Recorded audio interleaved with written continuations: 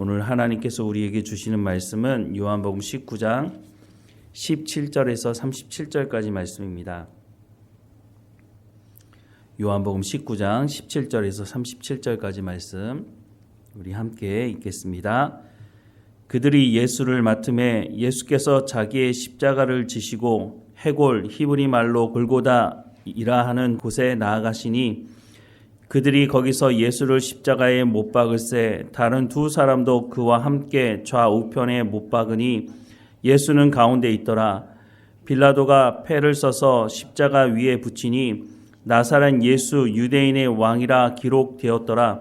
예수께서 못 박히신 곳이 성에서 가까운 고로 많은 유대인이 이 패를 읽는데 히브리와 로마와 헬라 말로 기록되었더라.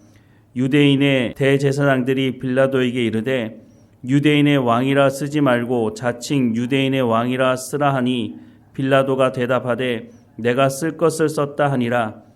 군인들이 예수를 십자가에 못 박고 그의 옷을 취하여 네 깃에 나누어 각각 한 깃씩 얻고 속옷도 취하니 이 속옷은 호지 아니하고 위에서부터 통으로 짠 것이라. 군인들이 서로 말하되 이것을 찢지 말고 누가 얻나 제비 뽑자 하니 이는 성경에 그들이 내 옷을 나누고 내 옷을 제비 뽑나이다 한 것을 응하게 하려 함이로라. 군인들은 이런 일을 하고 예수의 십자가 곁에는 그 어머니와 이모와 글로바의 아내 마리아와 막달라 마리아가 섰는지라. 예수께서 자기의 어머니와 사랑하시는 제자가 곁에 있는 것을 보시고 자기 어머니께 말씀하시되 여자여 보소서 아들이니이다 하시고 또 그 제자에게 이르시되 보라 내 어머니라 하신대 그때부터 그 제자가 자기 집에 모시니라. 그 후에 예수께서 모든 일이 이미 이루어진 줄 아시고 성경을 응하게 하려 하사 이르시되 내가 목마르다 하시니 거기 신 포도주가 가득히 담긴 그릇이 있는지라. 사람들이 신 포도주를 적신 해면을 우슬초에 메어 예수의 입에 대니 예수께서 신 포도주를 받으신 후에 이르시되 다 이루었다 하시고 머리를 숙이니 영원히 떠나가시니라. 이 날은 준비일이라.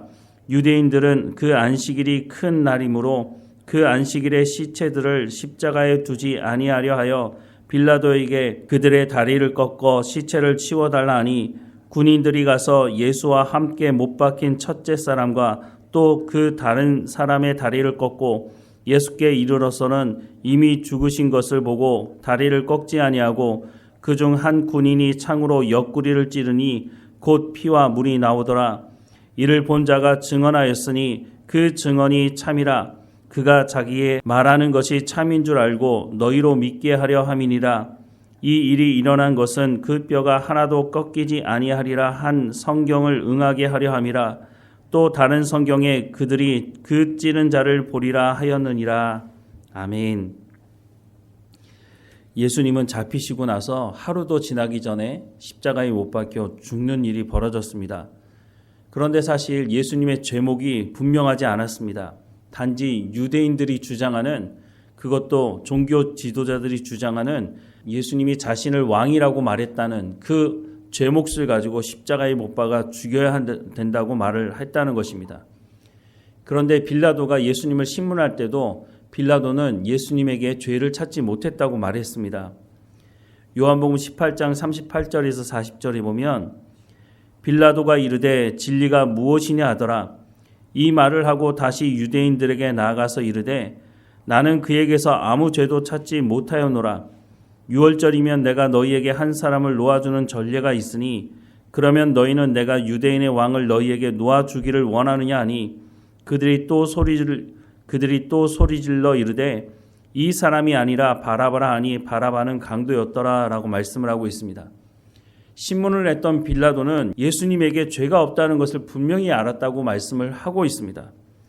그럼에도 불구하고 그 당시 십자가형은 흉악 범죄자나 노마를 대적하는 사람을 죽이는 본보기로 너희들 이렇게 하면 이렇게 된다고 하는 것을 보여주는 흉악 범죄자를 죽이고 노마의 반기를 든 사람들을 죽이는 형틀이었습니다.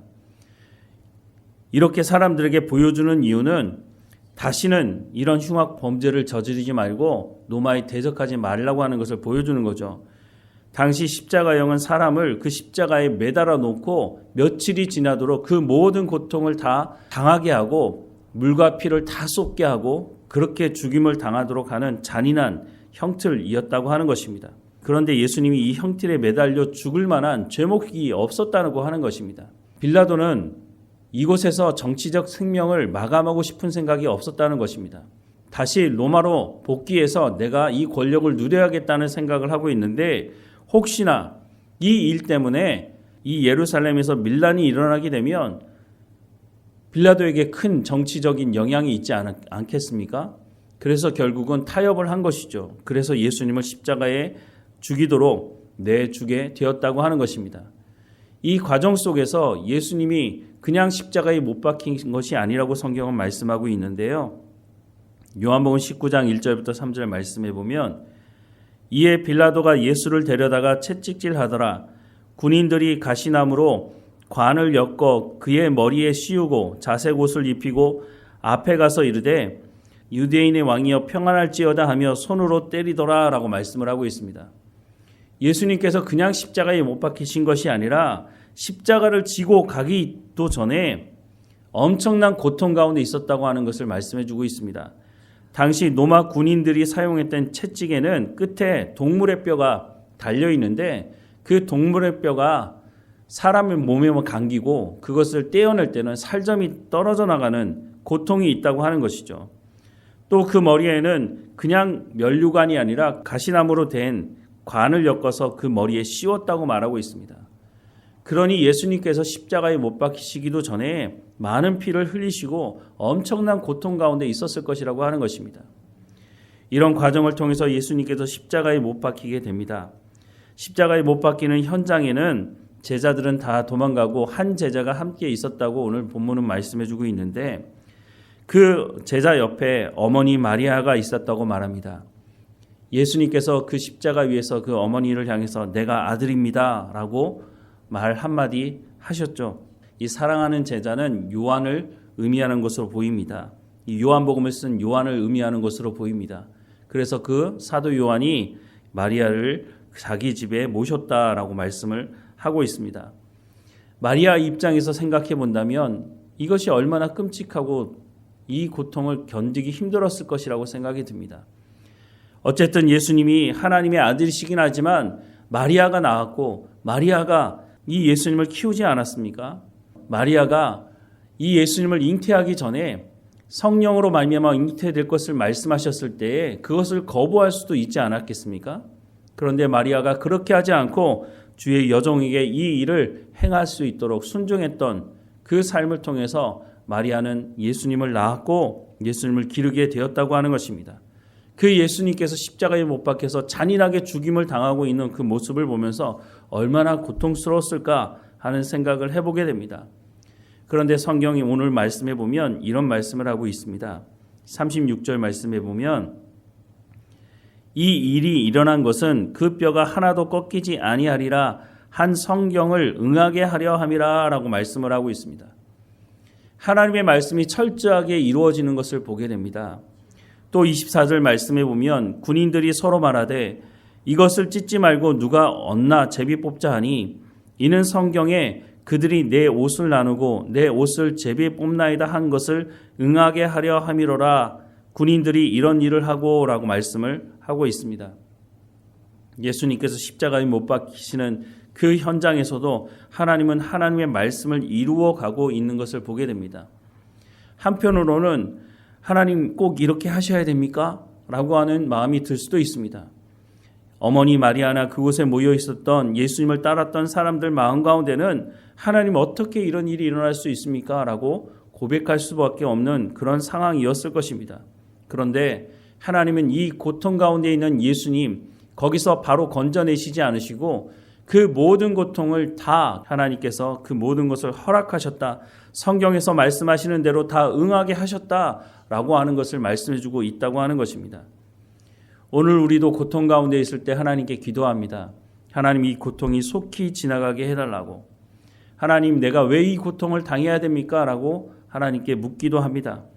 그런데 우리가 그렇게 부르짖고 기도한다 할지라도 하나님께서 그 고통을 감하거나 그 고통을 벗어나게 하지는 않으신다는 것입니다. 우리는 다 이해할 수 없죠. 왜 이렇게 하시는지. 그런데 예수님께서 십자가에 못 박혀 죽지 않으셨다면 그 다음에 부활은 없다는 것입니다. 왜 우리가 이 고통을 당하는지 우리는 알 수 없지만 이 고통 이후에 우리가 얻는 그 기쁨과 하나님을 아는 지식을 알게 하셨을 때는 우리가 겪었던 그 경험을 하나님 앞에서 잊어버리게 되는 것이죠. 출산할 때 그 고통이 있지만 아이를 낳고 난 이후에 그 아이를 통해서 얻는 기쁨이 무엇인지를 아는 것과 같이 그 고통과 그 고난 이후에 하나님께서 우리 가운데 허락해 주실 그 놀라운 기쁨과 하나님과 친밀한 교제 가운데로 더 나아갈 수 있도록 하시는 그 기쁨이 있기 때문에 우리가 이 고통을 견딜 수 있는 것이 아닌가 하는 생각을 해보게 됩니다. 예수님은 이 고통 가운데서 하나님 나를 이곳에서 빨리 내려주십시오. 하나님 빨리 천군 천사를 보내주셔서 나를 괴롭게 하는 이 사람들을 다 쓸어버려 달라고 그렇게 하시지 않았다는 것입니다.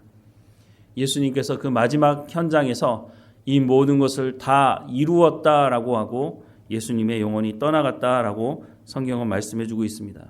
예수님께서 그 십자가 위에서 이 모든 것을 다 이루었다라고 고백하는 그 말씀을 우리가 귀담아 들어야 하지 않을까 하는 생각을 해보게 됩니다.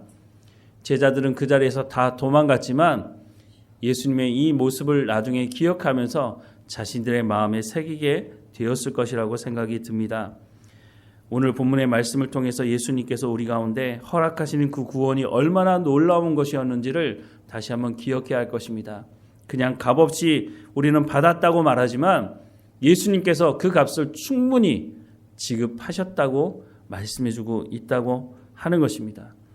우리가 그 십자가에 달려야 하지만 예수님께서 우리를 대신해서 그 십자가에 못 박히셨다고 하는 것을 우리가 깊이 묵상하고 기억해야 할 것입니다.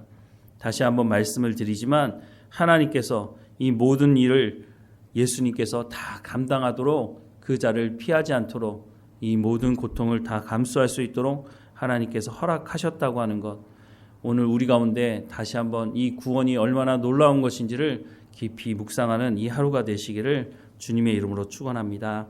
기도하겠습니다. 사랑하는 하나님, 예수님께서 그 모든 고통을 감수하시고 십자가에서 다 이루었다라고 말씀을 하시는 그 순간까지 그 모든 고통에서 벗어나지 못하도록 하나님께서 이 모든 일들을 하나님 말씀대로 응하게 하시는 것을 보게 됩니다.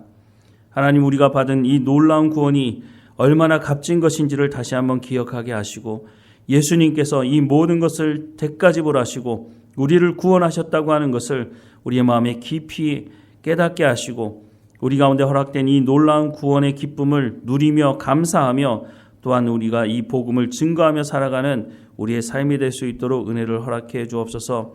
죄 없으신 그분이 십자가에서 못 박혀 죽으심으로 말미암아 우리의 죄의 문제를 해결하시고 우리가 하나님께 나아가 하나님과 화목된 관계를 이루게 하신 것을 기억하게 하셔서 오늘 우리가 살아가는 삶의 현장에서 다시 옛 습관으로 옛 사람으로 돌아가지 아니하고 하나님의 말씀을 사모하고 하나님 말씀을 믿으며 또한 우리를 그리스도의 장성한 분량까지 이르게 하기 위해서 하나님께서 우리를 시험하시고 고난 가운데 밀어넣으실 때에 우리가 언약의 말씀을 온전히 붙들고 하나님의 말씀을 믿고 기다림과 인내함으로 하나님께 더 깊이 나가는 믿음이 성숙한 가운데 나가는 우리의 삶이 될 수 있도록 은혜를 허락해 주옵소서.